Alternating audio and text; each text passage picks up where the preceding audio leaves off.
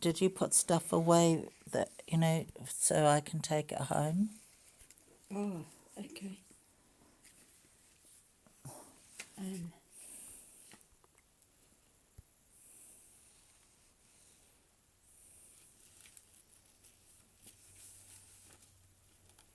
Do I use that ticket that you gave me? Yes. Do I use it tonight? Yes.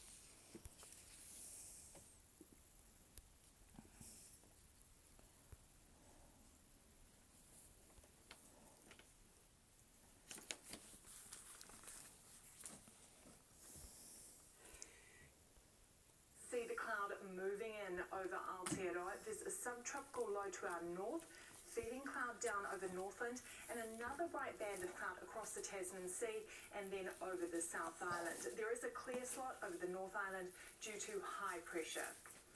The low tracks southwards and becomes slow moving off to the west of Northland in the afternoon. It brings a good easterly flow to the upper north.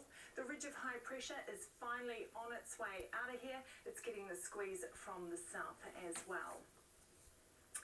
So rain and wind warning is in place for the northern group. Rain with heavy falls easing for a time after lunch. Winds will be strong and gusty. I think we've had it City wrong. wakes to a rainy Monday, See, easing for a there time is in the evening. Strong an northeasterlies 8:12 and 22. And for rain a- across for a Tamaki Makaurau, 2:20. winds are strong and gusty, 24 So you can north of the stay bridge. another hour if you Rain want from to. midday across the centre north. Winds for Whakatane and Rotorua. Well, Good we'll morning just to a see high whether of they've finished 19. talking A about wee one what's... for you, Hamilton. Rain easing what's in the going to be evening. happening. Easterlies and a top of 20. Huntley and Cambridge also in for a rainy day. Rain rolls in from mid-morning for Pikuiri and 22. Rain from morning Tauranga with heavy falls in the afternoon. Evening thunderstorms are on the cards. Winds are strong at times and a top of 21. Rain with heavy falls for Waihi and Thames. Gusty winds and 21. Becoming cloudy with periods of rain from midday for the east of the North Island. Northeasterlies and 27 for Masterton. Cloudy with occasional rain for the west. Southeast breezes from evening. 26 degrees for Palmerston North. Yes, what? Increasing high cloud over Gonna Wellington. be nice Rain from tomorrow. east. Winds picking up the pace from 23. midday. 23 is your high. And cloud creeps in over surrounding areas too. Occasional rain from evening and southerly winds from afternoon. A fine start to the working week for the top of the south. High cloud increasing. Kaikoura gets southerlies and then showers from afternoon. A foggy start to Monday for you, Christchurch, then high cloud. Light southwesterlies at first and then showers from evening. Cloudy at times around the edges with evening showers. 23 degrees for Rangiora. Fine with some high cloud for Greymouth and Hokitika. Foggy at first for Timaru and showers from late afternoon. Have a brolly at the Ready Queenstown. Showers for you, especially late afternoon and into the evening. Fresh southerlies and 22. And the odd shower through here too, mainly in the afternoon and evening when falls could be heavy. A cloudy morning for Oamaru, then a few showers. Milford Sound goes the other way with showers at first, then fine, a top of 21 for you. Grey skies, Dunedin, a few showers in the mix, most of them in the afternoon and early evening. Southwesterlies are fresh and 20 degrees, and it's the same deal inland. Showers, fresh winds from afternoon with a high of 19. So rain on Tuesday for the North Island, heavy from Bay of Plenty northwards and in Hawke's Bay and Gisborne. The South Island, you get morning showers in Canterbury and Marlborough. Otherwise, it's mainly fine for the rest. On Wednesday, the North Island gets early rain in the north. Rain in Gisborne and Hawke's Bay will ease back to showers. Fine elsewhere. South Island, mainly fine, but areas of cloud morning and then at night. Australia, Hobart may get a shower, more likely in Sydney. Cairns and Darwin, showery, along with a thunderstorm risk.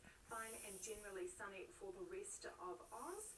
And showers for the western groups and Samoa with thunderstorms as well for Fiji. Niue, Tonga and the Southern Cooks are all in for just some passing cloud. And that is your weather. Take care. Have a great week. Kia ora, Renee. Tonight's good sort is an art teacher from Geraldine High School. Mike DeVol has been teaching the same class in the same school for 40 years. But he's not jaded. In fact, he's going into business with some of his students. Here's Hayden Jones. Art class at Geraldine College is so good. I quite like doing art. Connor is not stopping to talk to us. Mike DeVol, Good man. Mr. D they call him, is their teacher. My intention is just to have fun with these students. We all in a hot air balloon and see what happens. 3 years ago, Mr. DeVol put all the special needs students together in one class, art. Awesome pictures. They were writing and doing sentences. Stacey, a teacher's aide, was there. The pictures came about and then it turned into a book. Mike DeVol thought his students' art was too good not to share. I didn't want their art to go home and just be put in a cupboard. So Mr. D took whatever they produced Henry's blobs. What do I do with Henry's blobs? and made it into a children's book. Make them clouds, of course. There's Henry's frog. It was one of his best paintings ever. It's named after Rory. The book is titled I'm Going Home for Christmas. And one of my motivations was to give them an achievement. And being published failed. Great. And cool. Then a year later, Mr. D had news. We're going to be a business in our own right. They were starting a publishing company. It was called... Going on for me, publications. It was named after Nicole. And she always had a big roaring laugh. And she would say immediately, no laughing me. And Mike DeVol did not leave anyone behind. Jax, Happy, super happy. because Mr. D invited the boys who left Geraldine High School back to help. Yeah. Is it All right, breaking? we're right back to our developing story tonight. The Prime Minister Jacinda Ardern is starting to speak at the Beehive Theaterette.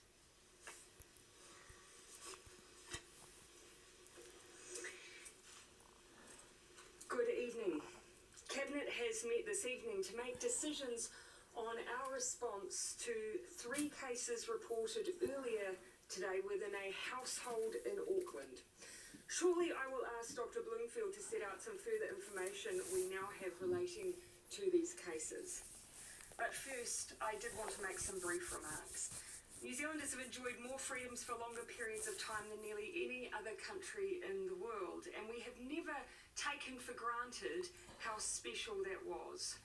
But with COVID raging outside our borders and new, more transmissible strains of COVID-19 emerging, we've had to make both continual improvements to strengthen our border while continuing to plan and prepare for managing any potential resurgence in the most effective way possible. Cabinet's plan is based on the best science and what we know works from previous cases here and responses we've observed overseas. Before I share with you decisions that have been made earlier this evening, I'll pass to Dr. Bloomfield, who will provide an update on the cases. Then I'll set out those decisions and outline what it will mean for New Zealand. Thank you, Prime Minister. Kia ora koutou katoa. So just to update you on the details around the COVID community cases that we talked about earlier today. To recap, there are 3 positive cases, a mother, father and daughter from one household in South Auckland. There is one other household member who has symptoms but has tested negative. This person will, however, remain under investigation as a close contact. The 3 members of the family group who are positive cases have now been transferred to the Auckland quarantine facility. The 4th member of the family who tested negative remains at home under strict isolation and public health supervision. Genomic sequencing is underway for the first 2 cases, and we will have the results through later this evening from ESR. An update on our locations of interest. As I've said earlier today, one of the largest locations affected is the Papatoetoe High School, where this daughter is a student. There are around 1,400 students at the school, and it will be closed Monday and Tuesday. The daughter's immediate classmates are being treated as close contacts, as are a small number of teachers who taught that class. If anyone is one of those close contacts, the instructions are to please self-isolate at home and call Healthline to arrange a test and to get further advice. All other students, teachers and members of the school's community should also stay home. Call Healthline to arrange a test and stay at home until they return a negative result. A pop-up testing centre will be at Papatoetoe High School from tomorrow morning. And that centre has been set up specifically for students, parents, caregivers and staff. It is important we are able to prioritise testing for these groups, so please ask other members of the public to not attend the testing at that high school, but to use one of the other testing facilities in the community. Again, just to reiterate, I understand that people will be concerned. However, I do want to assure people in South Auckland that we are taking this approach out of an abundance of caution. Just an update on LGS Sky Chefs, which is the workplace of the mother. As we said earlier today, the mother in this group works there, and she is involved in handling laundry from international flights. I can confirm that she's not involved in handling of food at that employer. As we continue to explore all possible sources of transmission for these cases, we will take a particularly close interest in this workplace because of its obvious connections to the border. However, it is too soon to rule in or out any particular source of transmission through that workplace. The father is the most recent one to test positive. He is self-employed in the building industry, is currently asymptomatic, but has now tested positive. There is an extensive list of locations of interest now for all three of these positive cases, which is on the Ministry of website, and we will continue to update this. I should say, just looking through that website, that it includes a number of places in New Plymouth that are tourist attractions or eating places, as well as outdoor places.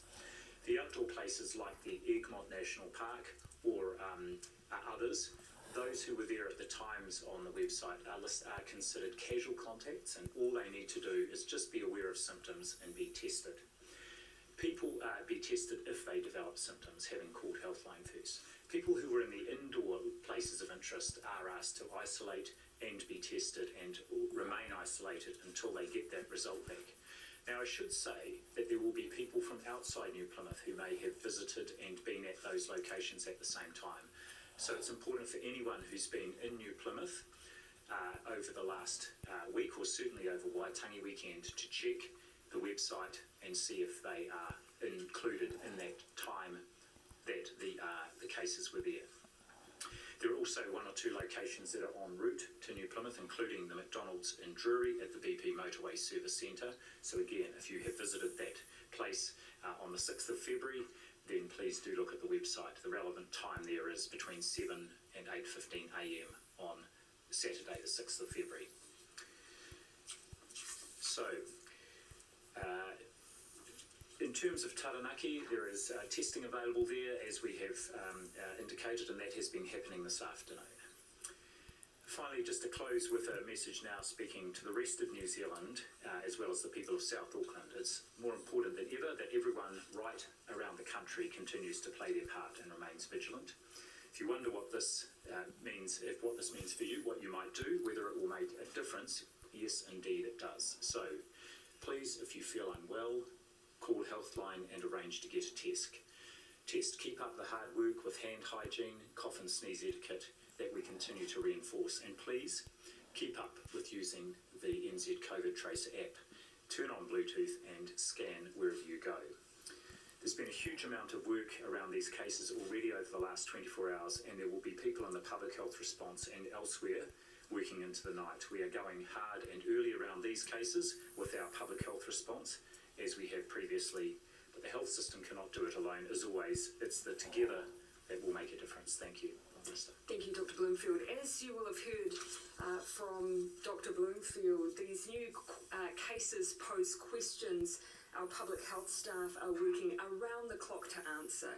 We don't yet have a complete picture of the potential source of the infection and spread, if any, beyond one household, and we are waiting for the genome sequencing and serology, both of which will provide important pieces of this puzzle. Regardless, Cabinet has chosen to respond with a cautious approach that has served us so well previously, and with the working assumption, just in case, it could be one of the more transmissible strains of COVID that we need to act with a high degree of caution around. The most important lessons we've learned from the times that we have stamped out flare-ups successfully before, and from cases we've seen overseas where outbreaks have gotten away, is the need to go hard and early. avoid the risk of a wider outbreak and therefore the risk of having longer periods of restrictions. In line with this precautionary approach that has served us so well as a country to date, Cabinet have made the following decisions. As of 11:59 p.m. tonight, Sunday, February 14, Auckland will move to level 3 for a period of 3 days until midnight on Wednesday. The rest of New Zealand will move to level 2 for the same period of time. This will be reviewed on a 24-hour basis, and we will provide daily updates, the first of which will be tomorrow afternoon. And I can assure you that those 24-hour review periods are for us to indeed consider if there's any information that leads us to believe we can safely move down levels as well. 3 days, though, should give us enough time to gather further information, undertake large-scale testing, and establish if there has been wider community transmission. That is what we believe the cautious approach requires and is the right thing to do. Let me set out what that means for Aucklanders and the rest of New Zealand. A quick reminder of those alert levels, which we haven't experienced for some time. The levels remain as they were the last time we moved to level 3 in August for Auckland. That means the main thing we are asking people in Auckland to do is to stay home to avoid any risk of spread. That means staying in your bubble other than for essential personal movement. People should work from home unless that is not possible. If you go outside your home, please maintain physical distancing of 2 metres